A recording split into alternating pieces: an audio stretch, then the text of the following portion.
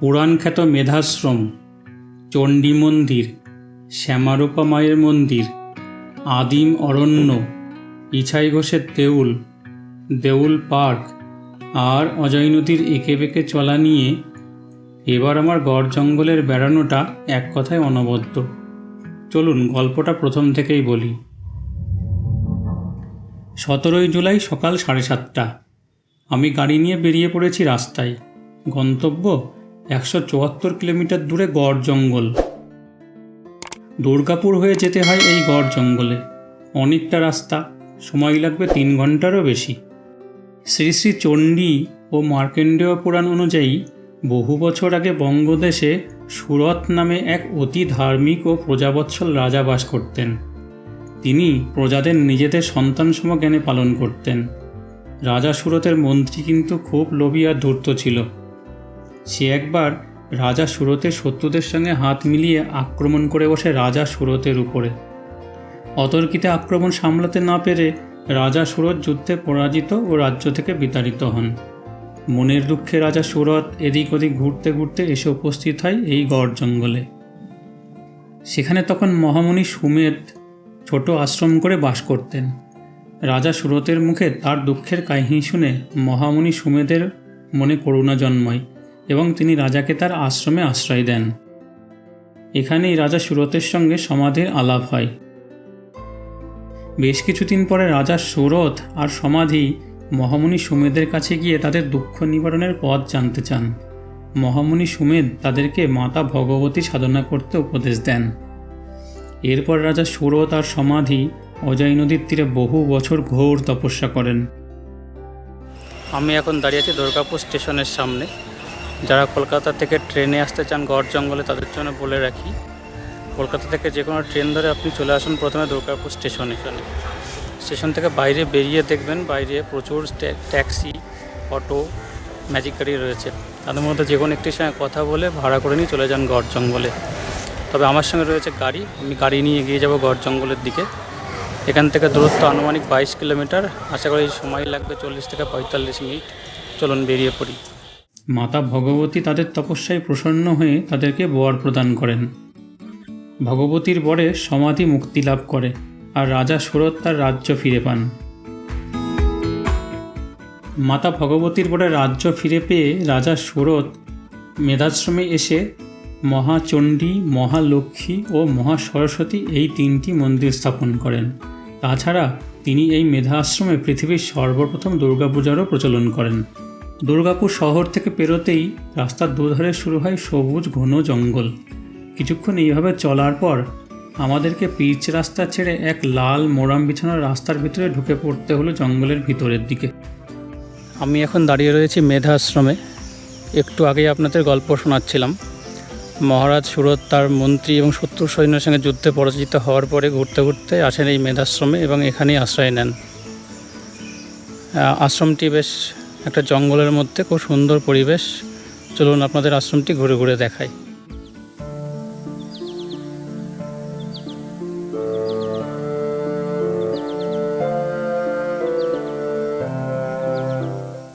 জঙ্গলে ঘেরা আশ্রম, চারিদিকে পাখির ডাক আর ঝিঝি পোকার শব্দ। দেখে নিলাম মেধামুনির মূর্তিও।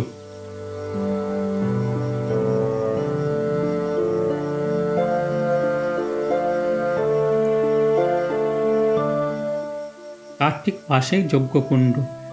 যজ্ঞকুণ্ড থেকে ধোঁয়া তখনও নির্গত হচ্ছে। সামনে রাজা সুরতের প্রথম দুর্গাপুজোর স্থান। তার পাশে চণ্ডী মন্দিরে কয়েকজন ভক্তকে পুজো দিতে দেখলাম।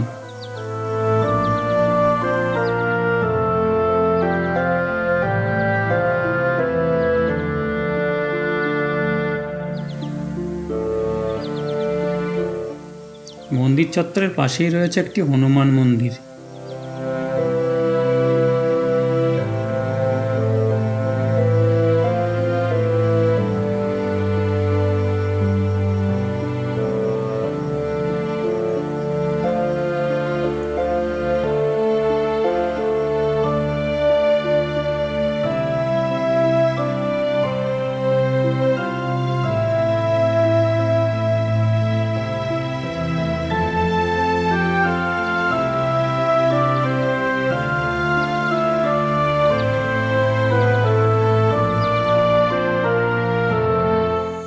একটু দূরে হেঁটে গেলেই দেখা যায় গড়চণ্ডীর মন্দির, আর তার পিছন দিকে এগিয়ে গেলে পাওয়া যায় মহালক্ষ্মী মন্দির।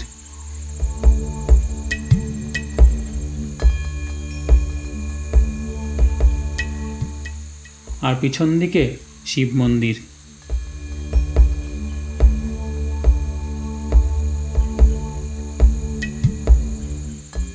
জঙ্গলের ভিতরে কিছু দূর এগিয়ে গেলেই দেখা যায় সাধনপীঠ তেঁতুলতলা।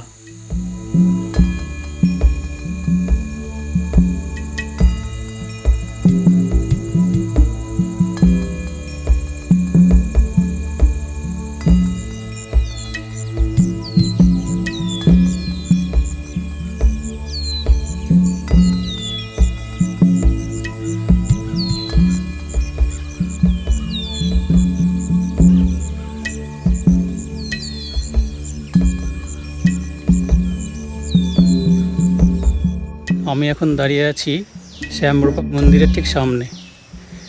মেধাশ্রম থেকে ঠিক 3-4 মিনিট হাঁটা পথে জঙ্গলের মধ্যে দিয়ে এগোলেই পৌঁছে যাওয়া যায় শ্যামরূপা কালী মন্দিরে।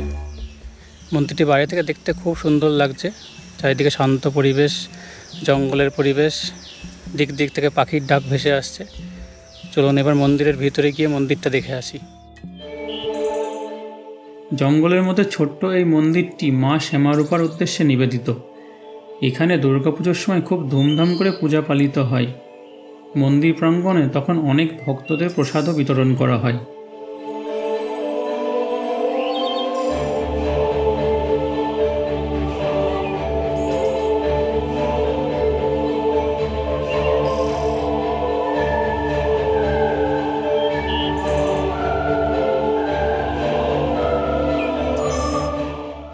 মন্দির দর্শন করে চলে এলাম মন্দিরের থেকে খানিকটা দূরে।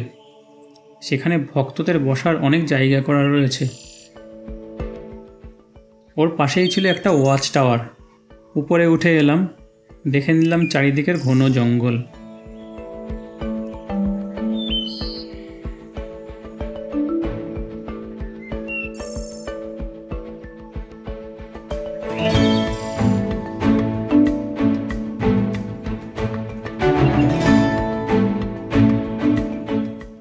মন্দিরের একজন কর্মী আমাকে একটি সিঁড়ি দেখিয়ে দিল জঙ্গলের মধ্যে। তার কাছেই জানতে পারলাম এই সিঁড়ির শেষে রয়েছে এক গুহা। সেখানে নাকি বাস করতেন স্বয়ং সাক্ষাৎ মাতা দেবী রানী দুর্গা। মেধাশ্রম থেকে শ্যামরূপা মন্দির দেখে আমি আবার নেমে পড়েছি জঙ্গলের পথে। দুটি জায়গায় খুব ভালো লাগলো, আপনারা আসলে আপনাদেরও ভালো লাগবে। চলুন এবার আশেপাশের এই সুন্দর সবুজ এবং পাখির ডাক মাখা এই জঙ্গলটাকে একটু এক্সপ্লোর করে দেখা যাক।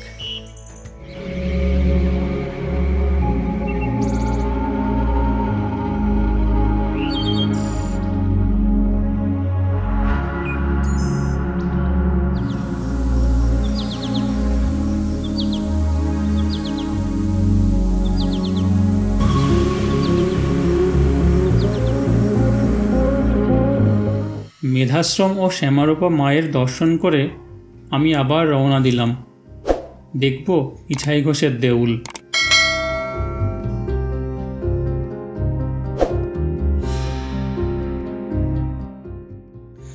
আমি এখন দাঁড়িয়ে রয়েছি ইছাই ঘোষের দেউলের ঠিক সামনে।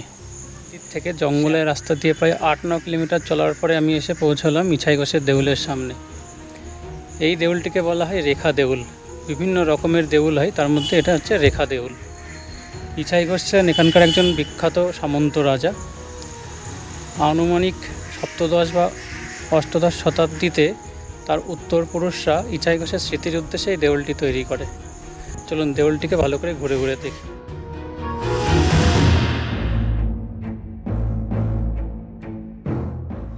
ইছাই ঘোষ ছিলেন এখানকার এক মস্ত বড় সামন্ত রাজা। তার সময়কাল মোটামুটি 11শ শতাব্দী নাগাদ। ইছাই ঘোষকে পাল বংশের রাজা মহিপালের সমসাময়িক বলেও ভাবা হয়। পাশেই মেদিনীপুর অঞ্চলের আরেক সামন্ত রাজা ছিলেন লাও সেন। একবার লাও সেন তার পূর্ণ শক্তি দিয়ে ইছাই ঘোষকে অতর্কিতে আক্রমণ করে বসেন। দুই সামন্ত রাজার মধ্যে ভয়ানক যুদ্ধ চলে। এই যুদ্ধেই ইছাই ঘোষ পরাজিত ও নিহত হন। পরে সপ্তদশ শতাব্দীর দিকে তার বংশধরেরা ইছাই ঘোষের স্মৃতির উদ্দেশ্যে এই দেউলের নির্মাণ করেন।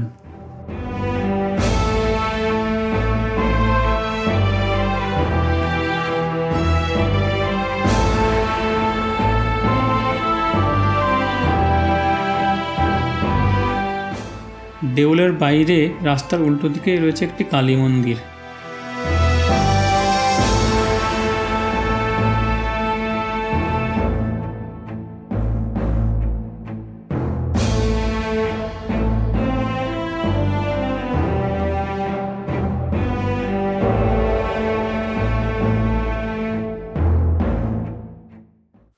ইছাই ঘোষের দেউলের ঠিক পাশেই কিছুটা দূরে রয়েছে দেউল পার্ক। আমি এখন চলে এসেছি সেই দেউল পার্কের ভিতরে। দেউল পার্কটা বিশাল বড় একটা এলাকা। ঢুকতে 10 টাকা মাথা পিছু এন্ট্রি ফি লাগে।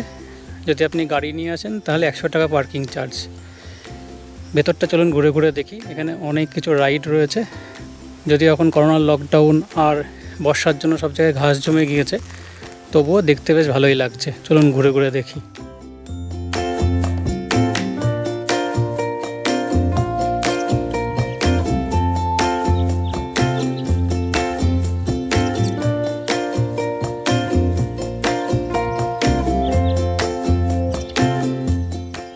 দেউল পার্ক ঘুরে দেখতে দেখতে মনটা বেশ ভার হয়ে গেল।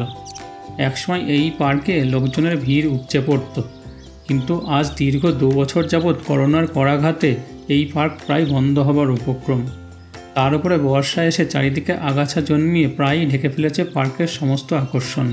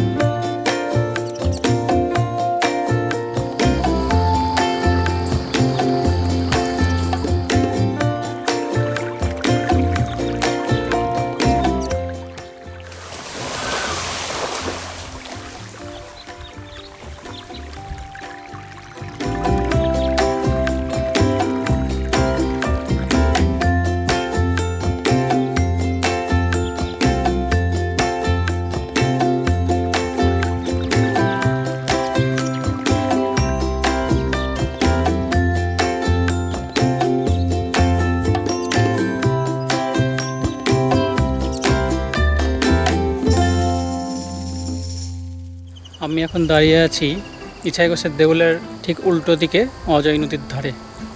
জানি না এখান থেকে ক্যামেরায় দূর থেকে অজয় নদীকে দেখা যাচ্ছে কি না, কিন্তু খালি চোখে এখান থেকে দূরে অজয় নদীর রেখা দেখা যাচ্ছে। এখান থেকে নদীর কাছে যাওয়ার কোনো রাস্তা নেই, তাই দূর থেকে নদীকে দেখে নিলাম। নদীটার ঠিক ওই পাড়েই রয়েছে কেন্দুলি, যেখানে জয়দেব পদ্মাবতীর মেলা হয়।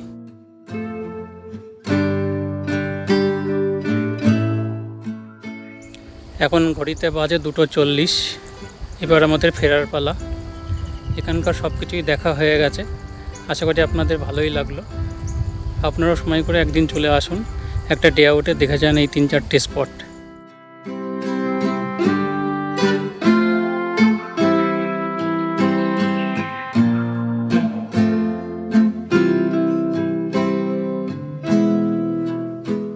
ফেরার সময় বর্ধমান হয়ে ফিরলাম, দাঁড়ালাম শক্তিগড়ে। সেখানে সারি সারি মিষ্টির দোকান দেখে স্তব্ধ হয়ে গেলাম। একটি দোকানে ঢুকে সেখানে সারি সারি ল্যাংচা, সীতাভোগ আর মিহিদানা দেখে লোভ সম্বরণ করাই দায় হয়ে উঠল। বাড়ির জন্য কিনে নিলাম 1 প্যাকেট বড় বড় ল্যাংচা।